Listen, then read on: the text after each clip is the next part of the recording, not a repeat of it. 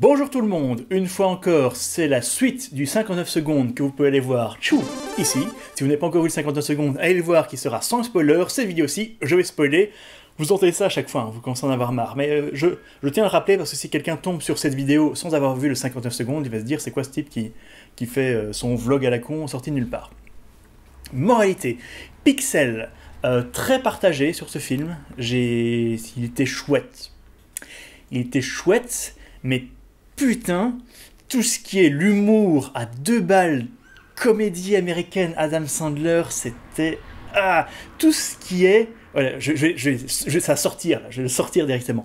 Tout ce qui concerne la romance entre Adam Sandler et la fille dont j'ai oublié le nom de l'actrice, c'est vraiment à chier. Je suis désolé, il y a plein... Ok, alors maintenant il y a plein de gens qui vont me dire oui, mais l'humour, c'est subjectif, moi j'ai trouvé ça très chouette. Tant mieux pour vous, moi je donne mon avis, hein. Et j'ai trouvé ça vraiment très lourd, très forcé. C'est ça qui ressort de ça, c'est très forcé, c'est très mal amené. Hein. Un film, normalement, tu fais des setups qui vont amener à des révélations. Ici, c'est très mal amené, c'est les dialogues sont lourds, les dialogues sont pas très bons. Je vais pas dire qu'il n'y a pas eu 2 ou 3 fois dans le film où j'ai un petit peu rigolé. Hein. Ça c'est arrivé. Il y a quelques dialogues qui ont marché, mais globalement, il y a vraiment des moments où je me dis, oh putain, s'il vous plaît, passez, allez, attaque extraterrestre maintenant, parce que, comme je le dis dans 59 secondes, les moments où ils combattent les monstres de Pixel sont très chouettes, mais vraiment très très chouettes. C'est pour ça que ça fait un film très bizarre pour moi. Alors si jamais vous aimez l'humour de ce type de film, à mon avis, vous allez totalement adorer ce film, tant mieux pour vous. Ça vous fera du bien. Moi, j'ai déjà dit ce que j'en pensais. Les jeux vidéo sont super cool dans ce film, et c'est vraiment bien qu'ils aient réussi à avoir les vrais jeux vidéo, parce que c'est un problème souvent. Allez, déjà, je vais prendre un exemple d'un bon film, hein, étonnamment, mais vous prenez Galaxy Quest. Si jamais ils avaient réussi à avoir les droits pour que ça se passe vraiment avec les acteurs de Star Trek, oh là là, ça aurait été encore mieux, quoi. Ça aurait été encore mieux. Et pourtant, c'est déjà un très bon film de base. Ce film-là, c'est un film relativement mitigé avec le fait qu'ils aient réussi à avoir les vrais jeux, les vrais personnages, etc. S'il n'y avait pas eu ça, ça n'aurait pas marché. La sauce n'aurait pas pris. Ils l'ont eu, donc pour moi, ça passe plutôt bien. Comme je disais, il y a un problème de la direction des acteurs. Moi, j'étais vraiment étonné, parce que il y a un paquet de très bons acteurs dans ce film. Mais c'est comme si un petit peu on leur avait dit de donner des directions, parce que quand un acteur est mauvais dans un film, c'est souvent pas de la faute de l'acteur. Ça peut être sa faute. Si c'est récurrent dans tous ces films, c'est que l'acteur est mauvais. Mais ici, on a Peter Dinklage, Sean Bean et plein d'autres gens. Même Adam Sandler, il a déjà fait Sandler. Pourquoi je dis toujours Sandler? Adam Sandler, il a fait des bons films. Il sait jouer un rôle. C'est juste que je trouve qu'il a des goûts de merde dans les films dans lesquels il joue. Tant que j'y suis sur balancer des noms, il y a plein de caméos. Il y a Dan Aykroyd, je sais plus qui est-ce qu'il y a d'autre, mais il y a un paquet de personnes connues qui apparaissent pendant une fraction de seconde. On sent qu'ils se sont fait assez plaisir en faisant ce film. Je pense que les créateurs de ce film ont pris un certain plaisir, ont fait venir leurs potes et tout, et ça c'est bien. Ça, le plaisir, c'est bien.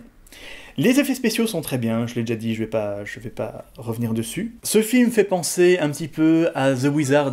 Le début du film, où ils font, dans les années 80, un tournoi de jeux vidéo, ça fait vraiment penser au film The Wizard, où il y a le tournoi de Mario 3. C'était assez marrant, ça je dois avouer. J'ai commencé à avoir plus de voix parce que j'ai enregistré un paquet de vidéos d'affilée là. Le film avance plutôt vite au début.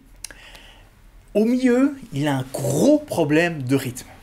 Après le deuxième combat contre les personnages, après Pac-Man en fait, oh mon Dieu, qu'est-ce que ça ralentit!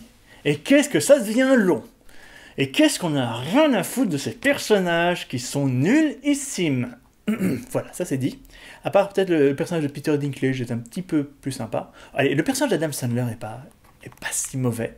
Comme je dis, c'est le problème avec la relation entre lui et la bonne femme qui lui sert de romance. C'est des blagues de gamins qui se font.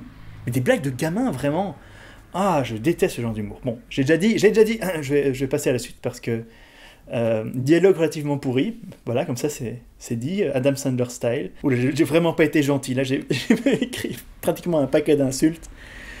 À la suite, donc l'un des enfants du début devient président des États-Unis, qui est donc l'ami de Adam Sandler, qui l'invite à la Maison Blanche, et là c'est complètement débile, il le laisse dans... Ils invitent donc ce gars qui est un espèce d'informaticien, mercenaire informaticien si je puis dire, mercenaire informaticien, faudrait en faire, ça peut être cool ça, qui est invité à la Maison Blanche et qui laisse se balader dans le bureau ovale sans aucune surveillance, c'est normal, bon... admettons, il y a des moments vraiment où t'as ce type qui se balade dans la Maison Blanche. Je sais qu'il y a même des visites dans la Maison Blanche, donc c'est pas si étonnant, mais il arrive à rentrer, il y a une porte qui est ouverte, où c'est tous les généraux qui se réunissent parce que le monde est attaqué par des extraterrestres, et les généraux ils se réunissent dans un endroit où n'importe qui peut rentrer, t'as la femme de ménage qui passe... C'est débile, on s'en fout, admettons. Mais le personnage... J'ai bien aimé les moments où ce personnage président se fout de la gueule de George Bush. Ça arrive de temps en temps. Mais globalement, je l'ai trouvé un petit peu lourd. Et je dis pas ça parce qu'il est gros. Globalement, oui, à propos de l'humour, hein, vous allez me dire, mais moi j'ai bien rigolé, c'est peut-être toi. Admettons, mais il n'y a pas beaucoup de gens qui ont ri dans la salle où j'étais. La salle où j'étais était assez silencieuse. De temps en temps, il y avait des gens bien précis qui riaient, mais le gros de la salle était assez silencieux. Donc je pense pouvoir dire que je ne suis pas tout seul à penser ce genre de choses. Le parano, l'espèce de geek, vraiment caricature de geek, le gars qui a 35-40 ans, qui est là « Oh, je vais mourir vierge !» je trouve déjà ce personnage relativement insultant en tant que geek, cela dit. Et il est assez lourd par moments. Il a ses moments drôles, mais il est globalement relativement lourd. Tout ce qui lui arrive est assez prévisible. Allez, ça va. Mais les Anglais, méga caricaturaux, les Anglais. C'est clairement fait exprès, mais si j'étais anglais, je trouverais ça presque insultant. Vraiment, ils le font parler avec des accents, mais impossibles. L'espèce de Thatcher qui parle vraiment en argot anglais, pour une réunion officielle avec le président des États-Unis, j'ai quand même beaucoup de mal à avaler cette scène. Oui, les Anglais sont vraiment... Enfin, et ils sont sauvés par les Américains, évidemment. Hein, évidemment. Je trouve ça vraiment gros. Je trouve ça gros. Mais l'un des plaisirs de ce film, c'est de se dire, voilà, c'est le film où les geeks sauvent le monde. Comme beaucoup d'autres films. Independence Day, les geeks sauvent le monde. J'en citerai d'autres. C'est pas terrible comme exemple en fait. Mais bon, ça fait quand même plaisir de voir, voilà, l'armée ne peut rien faire. Ce qu'il nous faut, ce sont les arcadeurs. Je crois qu'ils les appellent les arcaders, je pense que c'est ça dans le film. Et donc ce sont les geeks qui sauvent le monde avec leurs connaissances dans les jeux vidéo. Ça fait fantasmer tous les fans de jeux vidéo et surtout les fans de rétro gaming. Donc pourquoi pas, en soi c'est assez rigolo. J'ai beaucoup aimé le trip comme quoi les extraterrestres envoient des messages en faisant parler des personnages de vieilles séries télé. J'ai trouvé ça très très drôle, même si la plupart des séries qui passent sont plus ou moins connues, à mon avis, en francophonie. Il y en a quelques-unes que j'ai reconnues qui étaient traduites en français, il y en a d'autres où ça me disait vraiment rien. Mais c'est très rigolo de voir ces personnages. Tu vois, à un moment, tu vois Madonna qui est en train de dire, en gros, de dire oui, on va vous péter la gueule, sale terrien. C'est assez marrant et c'est très bien fait. Je sais pas très bien comment ils ont fait, s'ils ont refait les bouches par ordinateur ou quoi. C'est assez bien foutu parce que ça correspond très bien à la bouche, le message. Peter Dinklage, j'ai noté ici, ils ont réussi à faire mal jouer Peter Dinklage. Comme je disais, beaucoup d'acteurs qui sont dans ce film ont déjà prouvé qu'ils étaient bons acteurs. Et dans ce film, Peter Dinklage, il surjoue, mais à mort. À mon avis, il s'est dit, ok, je vois très bien le genre de film qu'on fait, je vais le faire à fond. Et peut-être qu'il avait raison. Peut-être qu'il avait raison. Hein, je vais pas, vous savez déjà, j'ai vraiment plus de voix, hein, désolé. Vous savez déjà que Peter Dinklage dans Game of Thrones est génial. Donc, il a déjà prouvé dans plus d'un film et plus d'une série qu'il peut être un très très bon acteur. Et ici, il est pas top. Il est plus rigolo que d'autres personnages. Mais ça me fait un peu mal de le voir comme ça, honnêtement. Il mérite mieux. Il mérite mieux. C'était rigolo d'avoir le créateur de Batman. De Batman. C'était un peu rigolo d'avoir le créateur de Pac-Man. Est-ce que c'est le vrai? Je suppose que oui. Si c'est le vrai, il joue pas mal. Il joue pas mal, franchement, d'un point de vue jeu d'acteur. Si c'est vraiment le vrai, je suppose, vu qu'ils ont utilisé ça dans les trailers dans tous les sens, c'est pas un mauvais acteur. En anglais en plus, pas évident pour un japonais de jouer en anglais de manière crédible, d'autant plus que le jeu d'acteur entre les japonais et les américains, ils jouent pas de la même façon. C'est un cinéma assez différent. C'était un caméo sympa, au final c'est juste pour une blague qu'ils font ça, une blague qui est spoilée dans le trailer, mais bon, admettons. Tiens, c'est moi ou dans le trailer il y avait une partie Space Invader. Alors Q*bert qui devient la mini gentille mascotte, il est vraiment sorti de nulle part. Ça c'est une partie, aux 2 tiers du film, il y a vraiment tout un moment où rien ne va. Juste après avoir battu Pac-Man, scène très très cool avec Pac-Man, comme je dis, toutes les scènes de jeux vidéo sont très très cool, et à ce moment-là, les écrivains, ils se sont dit, on n'a plus rien à foutre, on peut faire ce qu'on veut maintenant. Parce que, il y a Q*bert qui débarque, on ne comprend pas très bien pourquoi. Ils disent que je crois que c'est un token, ou je ne sais plus très bien s'ils disent que c'est grâce à leur victoire qu'ils reçoivent Q*bert. On ne comprend pas très bien, c'est pas arrivé avant, ça n'arrive pas après. Il est juste là pour avoir un petit personnage rigolo. D'ailleurs, Q*bert, c'est pas un personnage si connu que ça. Enfin, oui, il est connu. J'ai joué à Q*bert quand j'étais petit, mais je sais pas, j'aurais peut-être pas choisi celui-là. Bon, admettons, personne lui pose des questions.